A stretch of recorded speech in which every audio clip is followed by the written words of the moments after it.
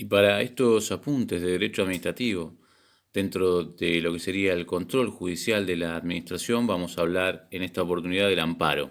Para el Estado social y constitucional de derecho, el amparo es uno de los temas centrales y se vincula con el derecho constitucional y el derecho procesal constitucional y, por cierto, con el derecho administrativo.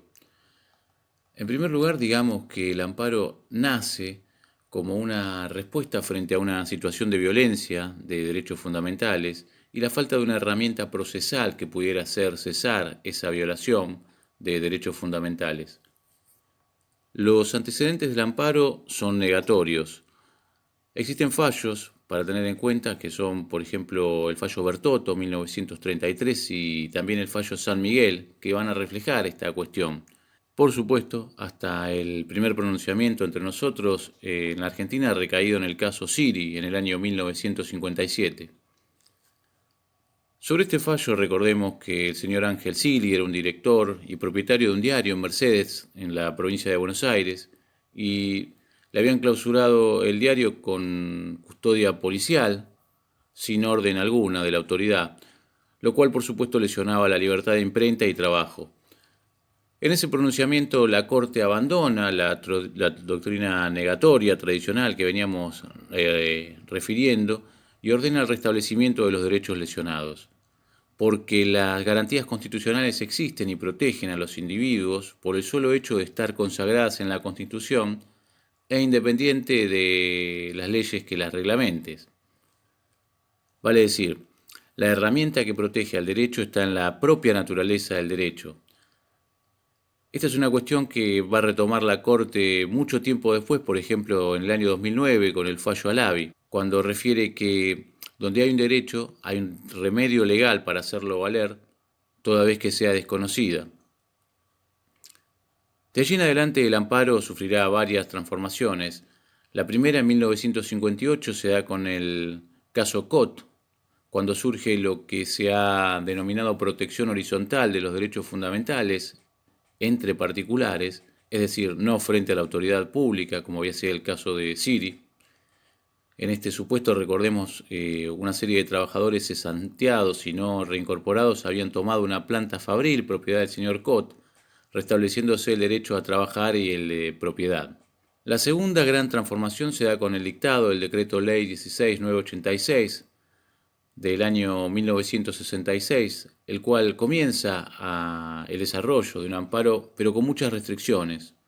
Por ejemplo, el caso del amparo por omisión no va a tener mucho desarrollo. A esto se suma en 1967 la vigencia del amparo contra particulares, con la reforma del Código Procesal y Civil y Comercial de la Nación, mediante el artículo 321.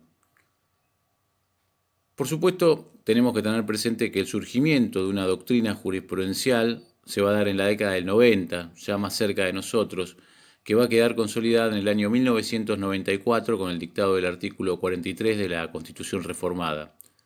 En dicho sentido, se configura el amparo como remedio frente a actos y omisiones de autoridades públicas y también de particulares y para la protección de derechos individuales o de incidencia colectiva. Hablemos ahora del amparo administrativo. Uno de los problemas de la dogmática constitucionalista es que entiende que el amparo es una de las parcelas propias del derecho procesal constitucional, pero el derecho administrativo es derecho constitucional y convencional en continuo y concreto desarrollo. Y por ello no cabe duda que el amparo es consustancial a ese derecho administrativo. Cuando se habla de prerrogativas de las autoridades públicas y garantías de los particulares, el amparo se integra en ese elenco de las garantías de los particulares en la relación ius administrativa. Particularmente se integra dentro de la garantía de la tutela judicial efectiva en el régimen administrativo de garantías y prerrogativas sustanciales y adjetivas. El amparo se integra dentro de los mecanismos de tutela judicial efectiva juntamente con la acción contencioso-administrativa, con la protección cautelar y con los otros procesos constitucionales, motivo por el cual el amparo no podría concebirse por fuera del derecho administrativo. El derecho administrativo y el derecho constitucional, esto es el derecho procesal constitucional y el derecho procesal administrativo, deben buscar la confluencia al respecto y no evolucionar en líneas paralelas. Ahora bien, en lo que respecta a este punto concretamente, El amparo administrativo nos va a referir al amparo contra las autoridades públicas por actos u omisiones en el desarrollo de la función administrativa. Sin duda que la lectura del artículo 43 de la Constitución Nacional Reformada nos va a plantear una serie de interrogantes, más preguntas que respuestas. Por ejemplo, ¿qué alcance tiene la locución acto? ¿Qué se entiende por la omisión ilegítima, inconstitucional? ¿Cómo opera el amparo en relación al control de las disposiciones reglamentarias de las leyes autoaplicativas y de los reglamentos autoaplicativos? ¿O cómo juega el amparo en relación a la actividad predominantemente discrecional de la Administración? Y, por supuesto, la primera fuente a fin de tratar las cuestiones referentes a estas incógnitas surgen de la propia lectura del artículo 43. Las matrices directivas están en el artículo 43. El artículo 43 dice, toda persona puede interponer acción expedita y rápida de amparo. El amparo como acción es la facultad de acudir a la justicia para salvaguardar derechos fundamentales. El amparo como pretensión es la declaración de voluntad petitoria, el reclamo concreto que hace el particular al demandado ante el tribunal para que proteja el derecho vulnerado. Lo expedito se vincula con la posibilidad de acceder al tribunal. Esto es la garantía que tiene toda persona de acudir y solicitar la protección de sus derechos fundamentales, lo que se llama, como hemos dicho, declaración de voluntad petitoria, la pretensión. La alocución del término rápida del artículo 43 se vincula al proceso o modo de debate mediante el cual se va a verificar el amparo. Prosigue el artículo 43, siempre que no exista otro medio judicial más idóneo, y en este sentido, la Constitución toma al amparo como un proceso por comparación. Contra todo acto u omisión de autoridades públicas, y cuando el artículo 43 habla de actos se refiere a un concepto más amplio que la noción propia del acto administrativo. Nos referimos a la actuación formal o material que interfiere e interrumpe sobre la esfera inviolable de los derechos de la persona. Como puede verse, esta alocución comprende al acto administrativo, pero por supuesto no lo agota. Frente a esta definición nos encontramos con los hechos administrativos, con las vías de hecho administrativas, con las disposiciones reglamentarias directamente operativas y con disposiciones legales directamente operativas. Pero no se encuentran, por supuesto, incluidos los actos preparatorios, los informes, los proyectos de actos o leyes, entre otros. De modo tal que el acto del artículo 43 implica toda actuación formal o material que interfiera sobre el contenido esencial de un derecho fundamental. Recordemos que históricamente el acto administrativo nace en Francia detraído del control judicial, lo cual posibilita, por supuesto, el nacimiento del control dentro de la esfera de la propia administración para que ésta se juzgue a sí misma. Ahora bien, la locución del acto referida en el artículo 43 de nuestra Constitución funciona a la inversa. Bajo este esquema se busca garantizar la plena justiciabilidad cuando se hubiera lesionado un derecho fundamental. El amparo alcanza, además de los actos, las omisiones. Por supuesto no existe una nómina legal de los recaudos que debe poseer una omisión, pero según la jurisprudencia debe existir un deber jurídico previo de actuación.